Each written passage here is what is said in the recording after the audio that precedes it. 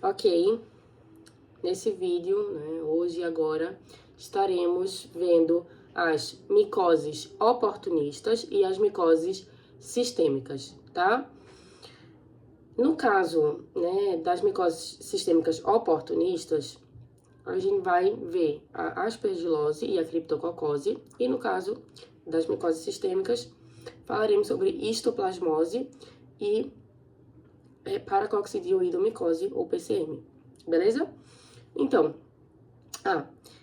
um parênteses inicial, né, antes de começar o vídeo, abrir o parênteses, é que eu acabei de fazer a unha, então, assim, talvez eu fique meio assim, meio, né, toda com cuidadozinho, porque tá secando ainda. E outra coisa é que quando eu pinto a unha, normalmente eu espero secar um pouquinho pra eu limpar os borrados e ajeitar o que ficou faltando, o que não ficou tão bom. Então não tá 100%, não tá tão legal ainda. Então ignora isso também, por favor. E é isso, aí eu só falei assim, não, enquanto tá secando eu vou fazer o vídeo das micoses que estão faltando. E é isso, então, estamos aqui, né, pra falar das micoses oportunistas e sistêmicas. Fechei o parênteses. Lembra o que são micoses? Micoses são doenças provocadas por fungos. Lembra o que são fungos? Fungos são organismos eucariontes, heterotróficos, uni- ou pluricelulares, que realizam reprodução assexuada por brotamento, no caso das leveduras, ou reprodução assexuada por esquizogonia não, perdão, esporogonia, que é a produção e a germinação dos esporos, né? A esquizogonia, né, outra coisa, que é o que os protozoários, né, alguns protozoários fazem, é outro tipo de reprodução assexuada. Então, reprodução assexuada dos fungos por brotamento, no caso das leveduras, ou por esporogonia, tá? Alguns fungos fazem reprodução sexuada também, né? E é isso, assim, outras características sobre os fungos, né?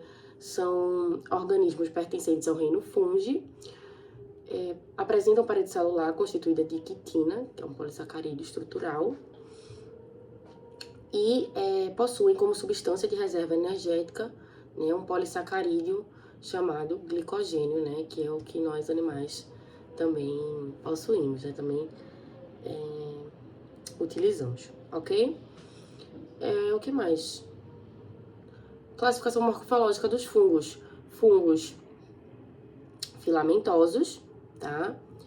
Fungos leveduriformes, né, que são aqueles fungos unicelulares, ovais ou esféricos, que realizam reprodução assexuada por brotamento.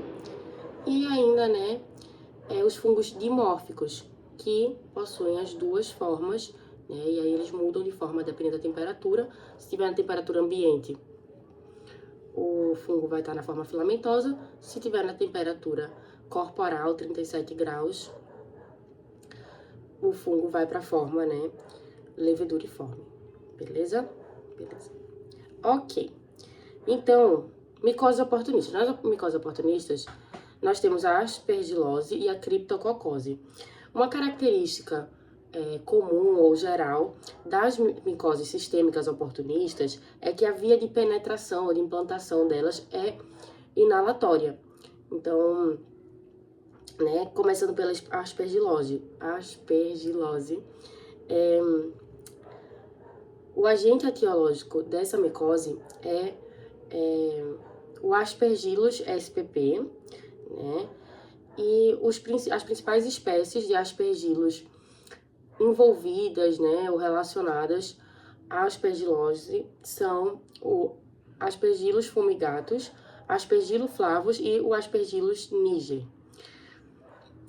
Os fungos desse gênero são fungos, né, do gênero Aspergillus, são fungos filamentosos, presentes no meio ambiente, solo, matéria orgânica em decomposição, paredes de geladeiras, sistemas de ventilação, telas de ar-condicionado, lentes de contato, ar, enfim.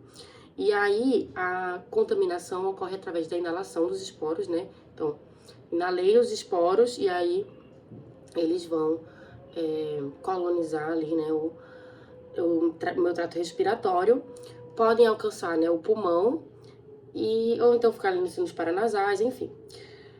Tem também outras formas de contaminação, por exemplo, no caso de inoculação direta na córnea, no sangue, em caso, por exemplo, de usuários de drogas, né, drogas injetáveis, que usam seringa contaminada, né, seringa não estéril, pode ocorrer a transmissão. Tem a instalação sapróbia, enfim, os aspectos epidemiológicos da aspergilose. Tem uma distribuição geográfica universal, tem como fatores predisponentes pacientes com doenças cavitárias, transplantados alogênicos de células-tronco hematopoéticas, né, TCTH, transplantados de medula óssea, TMO, e transplantados de órgãos sólidos, pacientes que estão realizando terapia com esteroide, grandes queimados, usuários de anticorpos monoclonais, enfim, todas essas condições, né, podem predispor a aspergilose, né, favorecer a ocorrência, enfim, o desenvolvimento da doença. Formas clínicas da aspergilose. Podem ocorrer infecções superficiais por aspergilos, né, são as aspergiloses não invasivas, que aí você tem a aspergilose alérgica e tem o aspergiloma, né, que pode ocorrer na aspergilose invasiva também, e que consiste em um aglomerado de fungos que coloniza cavidades ou cicatrizes pulmonares, e aí precisa ser retirado, né, ser removido por cirurgia, né, por técnica cirúrgica, por intervenção cirúrgica, enfim. Aí, beleza. Então, as aspergiloses não invasivas, no caso, por exemplo, da aspergilose alérgica, e as aspergiloses invasivas, tem a aguda e tem a necrosante crônica, tá? A aguda é mais comum em pacientes imunocomprometidos, e a necrosante crônica em pacientes idosos de meia idade, diabéticos ou pacientes com baixas doses de esteroides, enfim. Então, as formas de ação do fungo, né? Ele pode agir pode atuar, né, como um agente infectante, provocando a doença invasiva aguda ou crônica, né, tropismo vascular, ocorre em imunodeprimidos. O fungo pode colonizar cavidades, então, nesse caso, ele vai estar atuando como um agente colonizador. E tem a hipersensibilidade aspergilar, que é quando o fungo atua como alergeno, né, em pacientes asmáticos, por exemplo. E as formas clínicas da aspergilose. Então, inalei os esporos, tá, do aspergilos. No caso de imunocompetentes, provavelmente vai provocar só uma alergia. Em imunocomprometidos, você vai ter a disseminação e a ocorrência da doença, né, a nível sistêmico, aspergilose invasiva e tal. E aí, quais são, né, as formas clínicas da doença? Já falamos, a aspergilose alérgica, o aspergiloma, a aspergilose invasiva aguda ou crônica e a aspergilose necrosante de pulmão. O diagnóstico é feito por exame direto, em que, né, no exame direto a gente observa a presença de filamentos hialinos largos, sinuosos e ramificados na amostra. E se for o exame direto do aspergiloma, né, coletei um material ali do aspergiloma, a gente observa, no exame direto, massas de filamentos com as cabeças aspergilares. Outra opção, né, de diagnóstico laboratorial é a dosagem de galactomanas, né, GM, que é um biomarcador presente na parede celular do fungo, só que é um marcador inespecífico, tá? Então, essa alternativa diagnóstica, ela não é tão específica, porque outros fungos também apresentam esse polissacarídeo na sua parede celular. Então, eu não vou conseguir dizer exatamente que é esse fungo, mas eu vou saber que tem ali uma micose, pelo menos, beleza? Eu vou confirmar, né, a presença de um fungo. O tratamento da aspergilose depende da forma clínica, né, da doença. Por exemplo, se for uma forma alérgica, aí uso de broncodilatador, antistamínico, glicocorticoide já soluciona. Mas se forem aquelas formas invasivas, né, agudas ou crônicas, aí tem que partir para anfotericina B, voriconazol, equinocaninas, enfim. E o aspergiloma, né, que deve ser tratado por meio, né, da realização do procedimento cirúrgico. Ok, então essa é a aspergilose. E agora a criptococose. A criptococose é uma infecção sistêmica oportunista, aguda ou subaguda, que tem como agente etiológico o Cryptococcus neoformans ou Cryptococcus neoformans gatti. Então, você tem a espécie Cryptococcus neoformans e tem duas variedades, o Cryptococcus neoformans e o Cryptococcus neoformans gatti. O neoformans ocorre principalmente em imunodeprimidos, enquanto o neoformans gatti é mais frequente, tá? Em imunocompetentes. Esse fungo, né, essa espécie é uma levedura encapsulada que está presente nas fezes de pombos, canários, outras aves, enfim. É sapróbio em frutas ou sucos. Está presente ainda também em leites de vários animais, produtos de madeira, oco de árvores, tá? E a via de contaminação é a inalação das partículas infecciosas. O tropismo do fungo está relacionado aos nutrientes do LCR. Então, no líquor, né, no líquido cefalorraquidiano, existem muitos nutrientes assimiláveis pelo fungo e numa concentração ideal, assim, para ele. Então, é um ambiente maravilhoso para o fungo se disseminar. Então, por isso, ele tende a se proliferar, né, no espaço subaracnoide. E aí, isso promove um espessamento do líquor, o LCR fica, inclusive, com aspecto gelatinoso, a circulação do LCR é comprometida, enfim. E aí, essa é a fisiopatologia, né, da criptococose.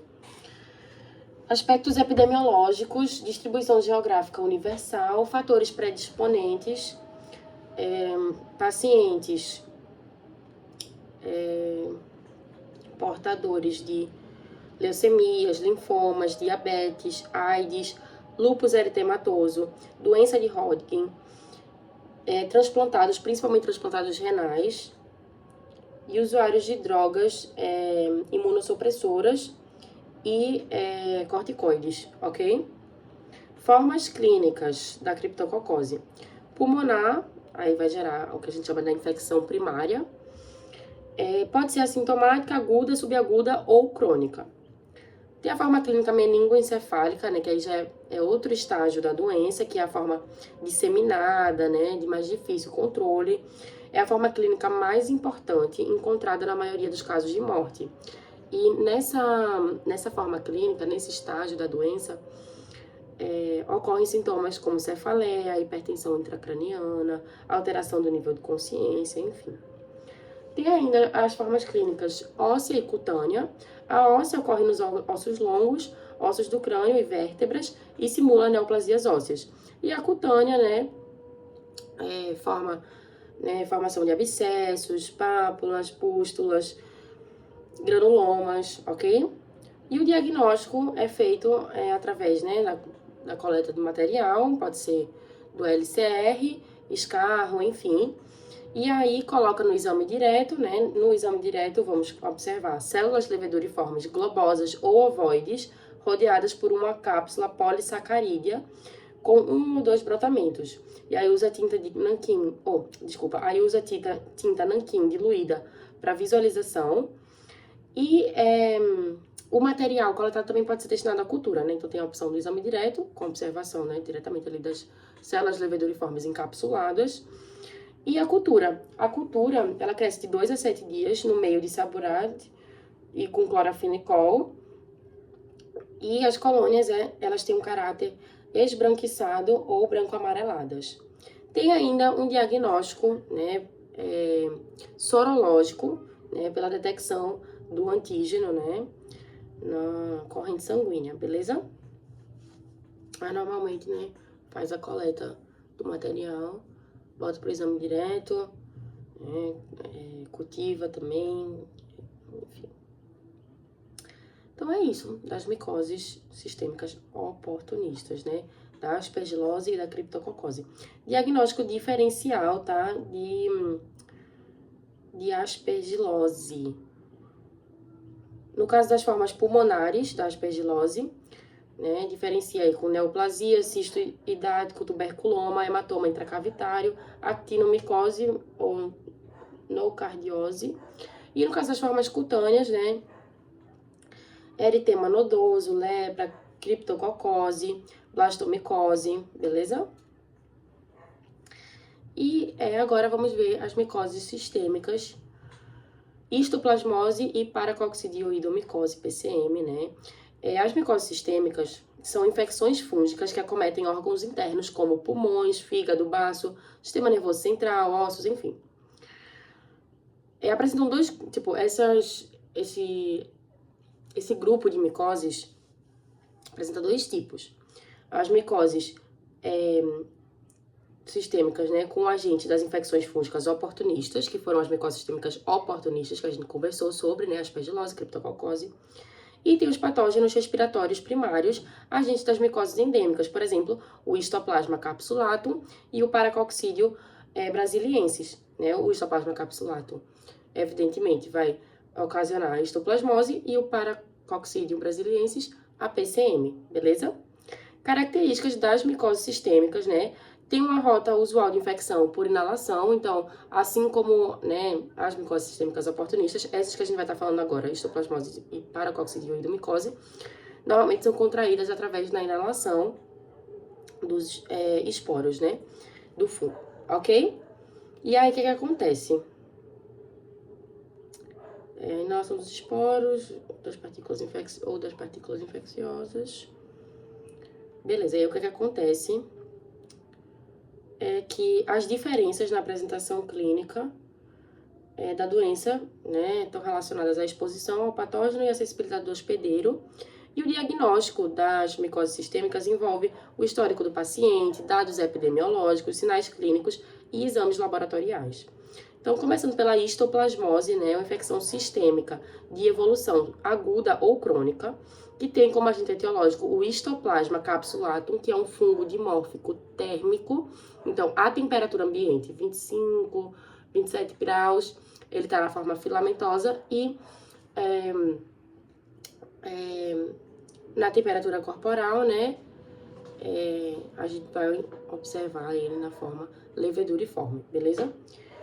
Então, fungo dimórfico térmico que está presente em solos ricos em nitrogênio, nas fezes de aves e morcegos, tá? Então, por isso, muito cuidado com cavernas, né? Prédios ou casas velhas em demolição, pombais, pardieiros, enfim. Via de penetração, né? Inalação de conídeos, esporos, em ambientes contaminados. E aí, atenção, né?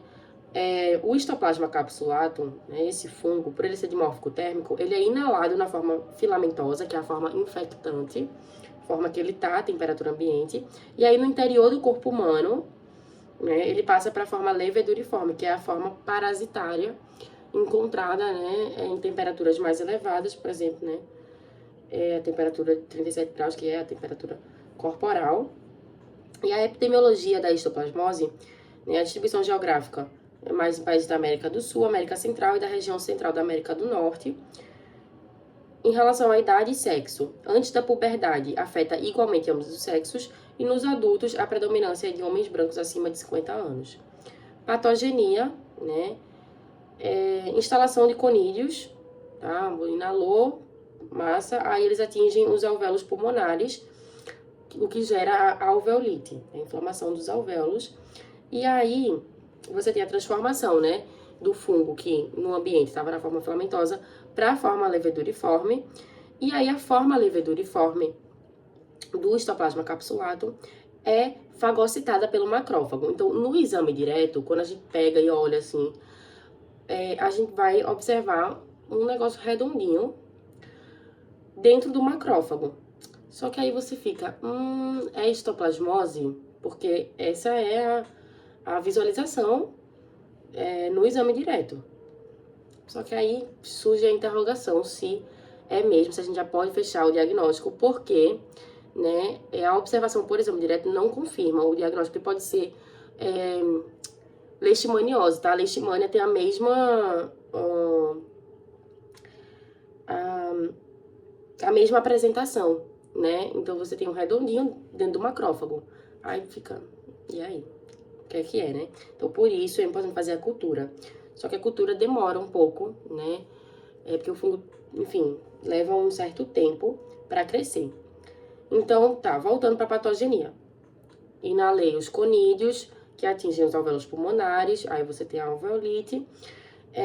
As formas leveduriformes, né, do fungo, são fagocitadas pelo macrófago, e aí no exame direto é possível observar um redondinho dentro do macrófago, igual, né, aos casos de leishmania. Observação intracelular no baço, medula óssea, gânglios, glândulas adrenais, né, ou suprarrenais, fígado, enfim. E aí as formas clínicas da doença. Forma assintomática, que aí você tem a aparição do antígeno, ou você consegue detectar, né, o antígeno histoplasmina. Tem a histoplasmose aguda, que gera febre alta, cefaleia, manifestações respiratórias, tosse seca, anorexia. Forma disseminada, com febre, astenia, emagrecimento, hepatosplenomegalia, CD4 menor que 50. E a forma cutânea, que é mais prevalente em pacientes, né, soropositivos, pacientes com a doença da a síndrome da imunodeficiência adquirida, beleza? A SIDA ou AIDS. Diagnóstico: exame direto sozinho não é suficiente para fechar o diagnóstico, porque a observação da forma leveduriforme no interior do macrófago é muito semelhante à imagem gerada, né, no caso das infecções por leishmania, beleza? Então, por isso é importante fazer a cultura, que é o isolamento do micro-organismo em material clínico. Então, o material, né, pode ser escarro, lavado brônquico, quando você tem a forma pulmonar aguda, biópsia, quando tem a forma pulmonar crônica, e ainda punção de medula óssea, tá? Aí cultiva o fungo em temperatura ambiente para visualizar ele na forma filamentosa. E a desvantagem da cultura é o tempo, né? A demora e, enfim, a espera para o fungo crescer, porque ele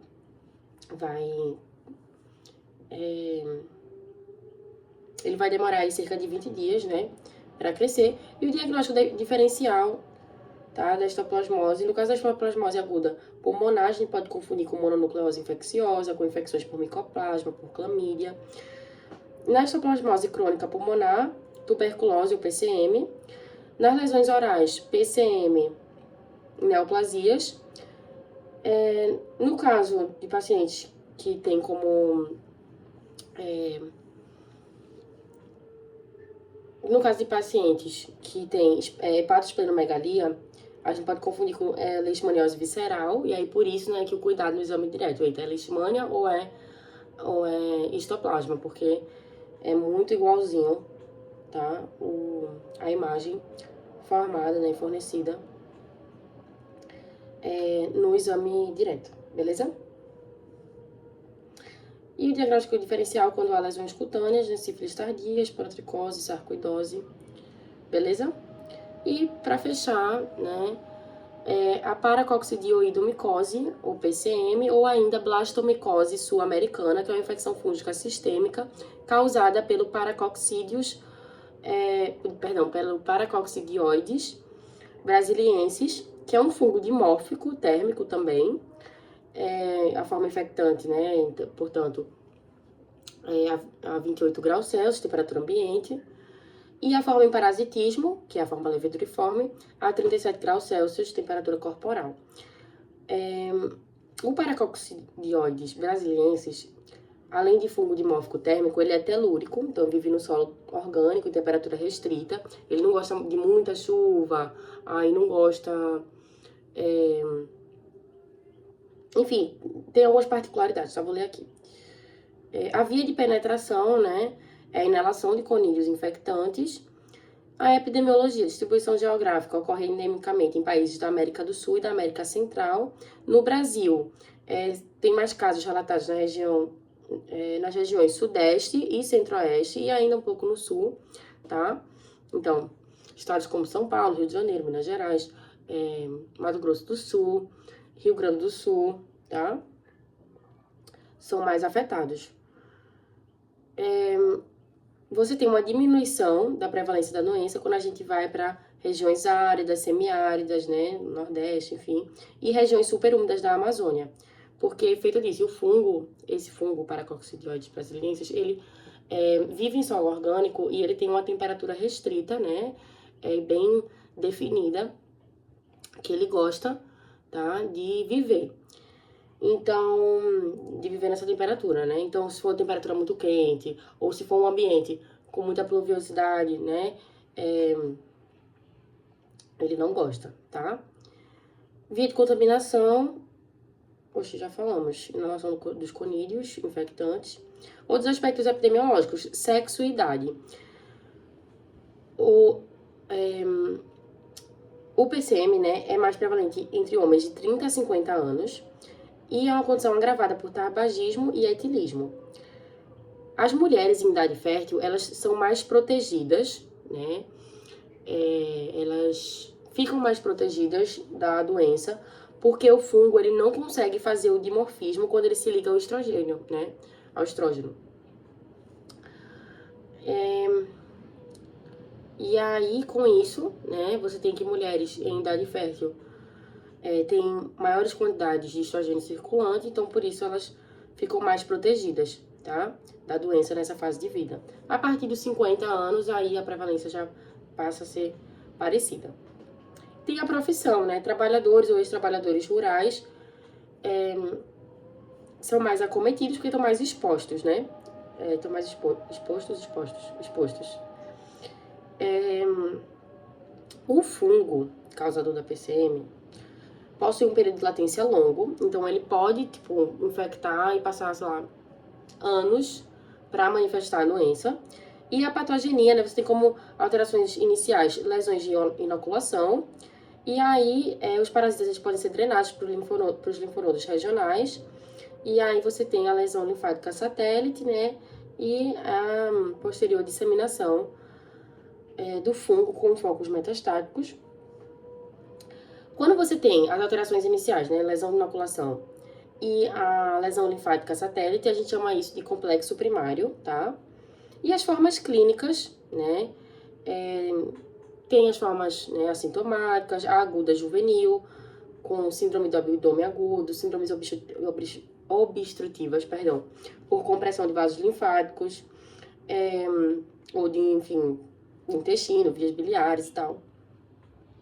Formas crônicas no adulto, né, pulmonar, que vai mimetizar uma tuberculose. Tem a forma clínica associada à imunodepressão e a forma sequelar, né, que, enfim, a gente tem como principais sequelas a disfonia, insuficiência respiratória, sequelas estéticas, insuficiência adrenal, síndromes disabsortivas,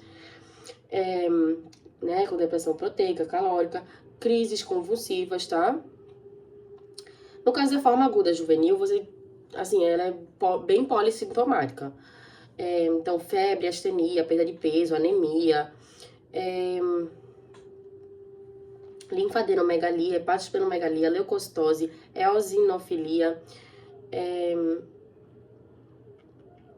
enfim, né, tudo isso pode estar presente.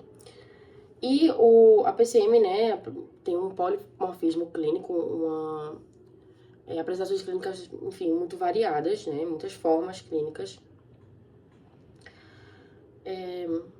da doença, tá? Diagnóstico do PCM,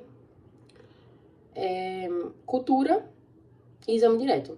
A cultura é feita a 25 graus Celsius e depois de 20 a 30 dias a gente observa uma colônia branca com clamidosporos terminais e intercalados. Para diagnóstico, é feita a conversão da forma micelial para a forma leveduriforme a 37 graus Celsius. E no caso do exame direto, né, a gente vai observar nele leveduras com dupla parede refringente com múltiplas gemulações em torno da célula-mãe, formando as orelhas de Mickey, rodas de Leme ou rosetas. E o tratamento, né, a anfotericina B, que é a droga de escolha nos casos graves, e atualmente apresenta já algumas formulações lipossomais mais adequadas, porque tem menos efeitos colaterais e tal. Além da anfotericina B, né, para fins terapêuticos, a gente também pode usar os antibióticos imidazólicos, né, como o itraconazol, fluconazol, equinocandinas, voriconazol, posaconazol, beleza? E, enfim, tem um último slidezinho de professora Laura aqui. Tem os que mostra, né, que traz os mecanismos de ação das drogas antifúngicas, mas aí eu não vou entrar em detalhes nisso agora, porque eu também não vou estar tendo muito conhecimento para explicar, mas também é importante dar uma olhada nisso. E é isso, essas são as micoses, né, sistêmicas, as oportunistas. Vimos a aspergilose, né, provocada por um fungo, né, filamentoso, a criptococose por um fungo leveduriforme, né, uma célula leveduriforme encapsulada, e as micoses sistêmicas, né, que aqui nós abordamos duas. A histoplasmose, causada por um fungo dimórfico térmico, assim como a paracoccidioidomicose, né, provocada pelo Paracoccidioides brasiliensis, que é uma espécie fúngica, né, que também apresenta o dimorfismo determinado, né, pela temperatura. Ok? É isso. Tchau.